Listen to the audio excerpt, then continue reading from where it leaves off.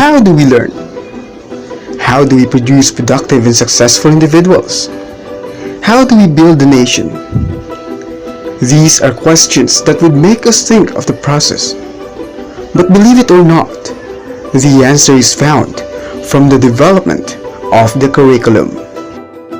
According to Daniel Tanner, curriculum is a planned and guided set of learning experiences and intended outcomes formulated through the systematic reconstruction of knowledge and experiences under the auspices of the school for the learner's continuous and willful growth in personal social competence. Hilda Taba, Ralph Tyler, Galen Saylor, and William Alexander are examples of great people who made a major shift to how we treat and define education. They presented ways on how to develop a curriculum and provided evidences on how it could be beneficial for the whole society more than just in academic field. Being a framework that identifies learning goals, concepts and skills to be taught, teaching strategies, and instructional materials, it then observes complex steps that comes with planning, designing, and implementing. Along with this process are external factors that was gathered to form one which is timely and relevant and significant to the people. This includes digging the background, like the broad definition of curriculum, identifying the type of school, and even the curricula offered, the ways on approaching a curriculum, its processes and other models, its philosophical, historical, and psychological foundations, its approaches and fundamentals in designing, and lastly, implementing it as a change process. Curriculum dictates the roles and obligations of teachers. In fact, there is a need to attend trainings just to make sure they are not forgetting the most essential components that assess the effectivity of the curriculum, which includes monitoring, evaluating, and teaching. Theoretically, curriculum serves as the foundation of the growth of mankind. We may not obviously see it, but being the starting point of positive change, curriculum really do make learning possible, contributing to the production of productive and successful individuals and helping build our nation. At the end of this video, you will be able to define what is curriculum, identify the different characteristics and factors in designing a curriculum, and examine the significance of curriculum in teaching profession. What is curriculum?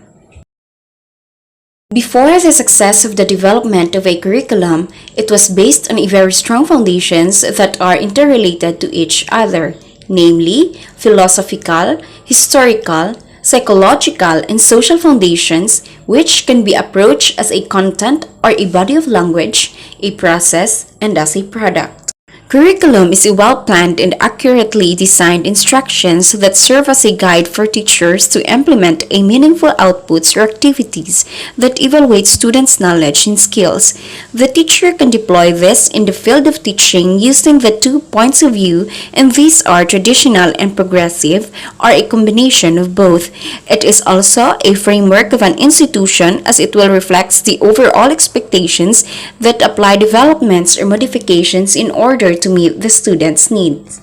Curriculum was realized through the combined efforts of the so-called curricularists, and these are the persons mostly composed of teachers who know, write, plan, initiate, innovate, implement, and evaluate the curriculum.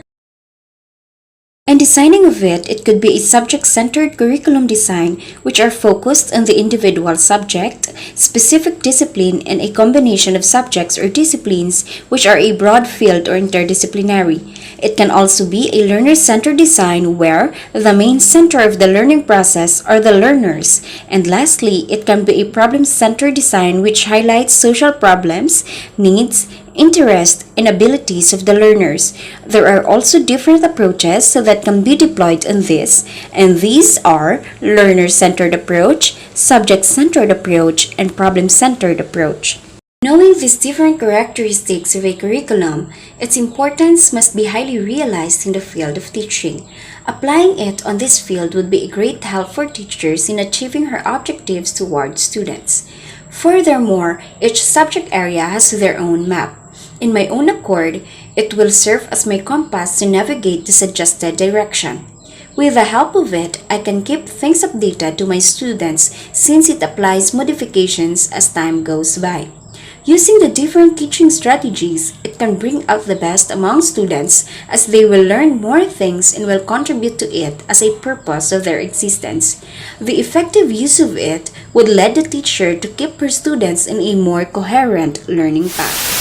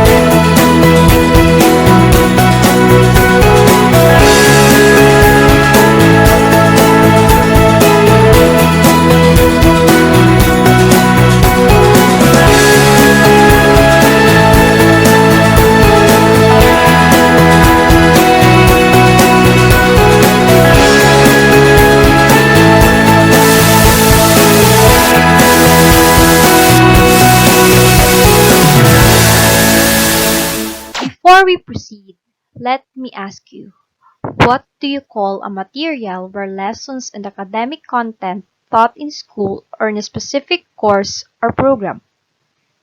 That is curriculum. So what is curriculum? Curriculum is defined as an organized knowledge that is being taught in schools. Are the types of curriculum. We have the recommended curriculum, written curriculum, taught curriculum, support curriculum, assessed curriculum, learned curriculum, and lastly, the hidden implicit curriculum implements the curriculum. Teacher who became a curriculum developer or what we call curriculturalists. And there are four most influential people in this topic. We have John Dewey, Prof. Tyler, Hilda Taba, and Franklin Buffett. Teacher as a curriculturalist have various roles. First, he or she knows the curriculum, writes the curriculum, plans the curriculum, initiates the curriculum, innovates the curriculum, implements the curriculum, and lastly, he or she evaluates the curriculum. So there are three ways of approaching a curriculum. First, we have the content or body of knowledge. Second, approach as a process, and third, curriculum as a product. So first, we will tackle about the content or body of knowledge, and it is defined by the following. So under the content or body of knowledge is we have the criteria in the selection of the content. We have significance, validity, utility, learnability, feasibility, and interest. It have basic principles for curriculum content, namely balance, articulation, sequence, integration, and continuity. Already done with the content or body of knowledge. Now we will move on to approach as a process, and curriculum as a product. Approach as a process is defined by the following, and curriculum as a product is defined by the following. So what is curriculum development process? It is composed of 4 stages. We have the curriculum planning, curriculum designing, curriculum implementing, and curriculum evaluating.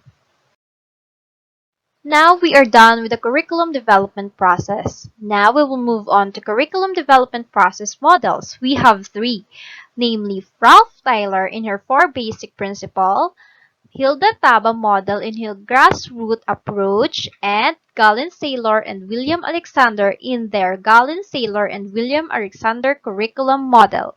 And all these models utilize 4 stages and process curriculum planning, designing, implementing, and evaluating. Teacher need to be labeled as hello, I'm Hans UGP Signer, and I will be discussing what I've learned in Ed 210 from Lesson 1 to Lesson 8. What you see are the lessons discussed in Ed 210. In Lesson 1, we were taught curriculum in schools. In the Philippines, there are 3 educational levels, mainly basic education, technical vocational, and higher education. And for every level comes with it are the types of curriculums. These are recommended, written, taught, supported, assessed, and learned. For our Lesson 2, we were taught how teachers are as curricularists. So the question is, what does the teacher need to be labeled as a curricularist? Do they need to innovate, know, write, plan, initiate, implement, and evaluate? For our Lesson 3, we learned the definition of the school curriculum alongside its nature and scope. For its definition, it means different things to various people. Looking back at history, it came from the word curere. In its broadest meaning, includes plan, goals, content, and evaluation. But there are other points of views in curriculum. They are mainly traditional, where knowledge is significant, and the progressive point of view, where experience is of importance. For Lesson 4, we tackled 3 approaches to school curriculum, which are curriculum as content, curriculum as process, and curriculum as product. For our Lesson 5, we tackled curriculum development alongside its processes and models. There are 4 phases of curriculum development, which are curriculum planning, curriculum designing, curriculum implementing, and curriculum evaluating. There are 3 curriculum development models. They are Ralph Tyler's, Hilda Taba's, and Gallin-Saylor and William Alexander. I consider Gallin-Saylor William Alexander's model as they achieved broad educational goals served in a single school center. For Lesson 6 are the foundations of a curriculum as they are divided into 4 categories. The following are what I chose for each category, and they are Reconstructionism, Hilda Talba, and Ralph Tyler. I also chose Howard Gardner along with Abraham's Humanism and John Dewey's Experience. For Lesson 7a, we tackled the fundamentals of curriculum design. We learned the elements of a curriculum design, and they are intended learning objectives, content subject matter, references, learning methods, and evaluation.